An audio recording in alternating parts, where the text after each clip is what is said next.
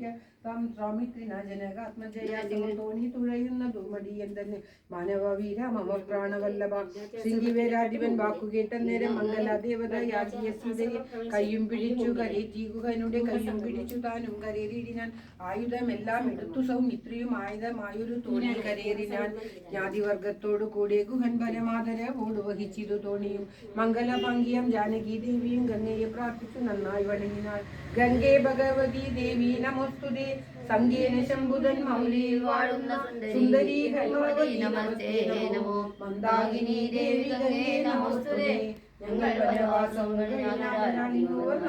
പൂജകൾ നൽകുവൻ രക്ഷിച്ചു കൊള്ളുക നീ ആപത്തു കൂടാതെ ഇത്തരം പ്രാർത്ഥിച്ചു വന്ദിച്ചിരവേ സത്തരം പാലകൂലം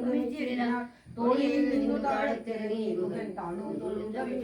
മനോഗതം കൂടെ വിട കൊള്ളുന്ന നദിയിലും ഒരാടൽ കൂടാതെ അടിഞ്ഞീരണം പ്രാണങ്ങളെ കളഞ്ഞിരുവാക്യങ്ങൾ കേട്ടു മനസ്സിൽ സന്തോഷം സത്യം 14 സംവത്സരം വിപിനത്തിൽ വസിച്ചു വരും ഞാൻ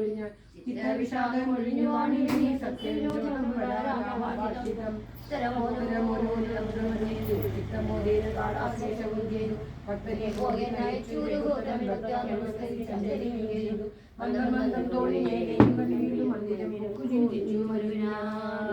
ഭക്തനെ ോട് കൂടെ വേരാഘവൻ സോദരനോടും ഒരു മൃഗത്തെ കൊന്നു സാദരം